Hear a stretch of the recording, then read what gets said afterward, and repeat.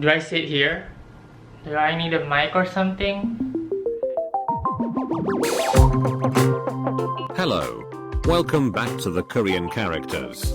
In today's interview episode, we have a university student to answer some questions regarding the characters in the Korean language.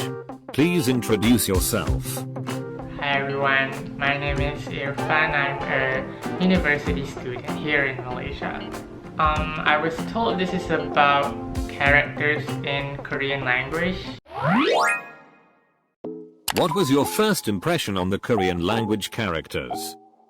Well, at first I thought the characters in Korean language was like a little bit weird because it was my first time seeing a language with a very perfect square and circles. And I also think that it's like the same writing, like in the Sims game, you can see in the billboard and such, they have like this line writings like that.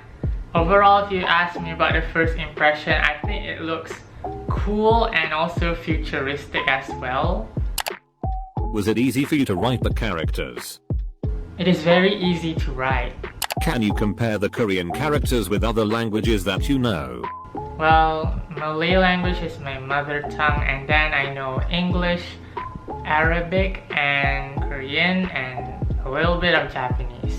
Because Malay and English writing are Roman letters, so that was easy for me. For Arabic, I also been learning Arabic since I was a little kid. But I think maybe other people might have it difficult because in Arabic, those letters can be combined and some of the word forms can be changed when it is combined with other words. For Japanese, I think it's more difficult because you have hiragana, katakana, kanji. And even in hiragana or katakana, I think they have like the same shape of like two words with the same shape.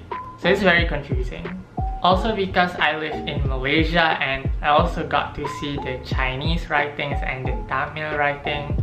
Because I was interested to learn Tamil and Mandarin, so I go to YouTube and wanted to learn the writing. For Tamil, it is very hard. I was like trying to see how they write it. I forgot because it was a long time ago and it was super hard.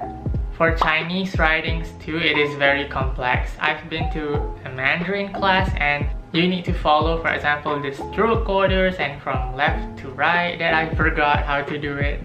For Korean, I think the writing is super easy because just the lines and then circles and squares, and there's not much complex writing that you need to remember.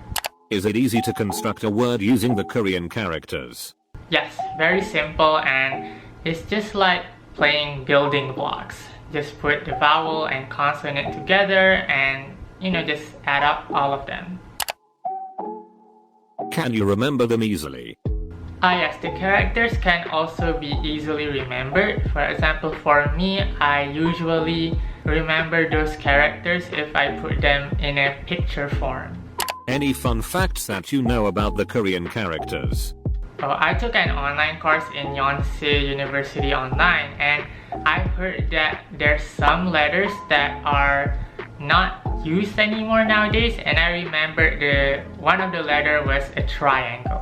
Another fun fact, I think that when I learned in the class, I also got to know that some letters are like a symbol to the elements. For example, fire, water, tree, metal, and soil. Would you encourage others to learn the Korean language characters?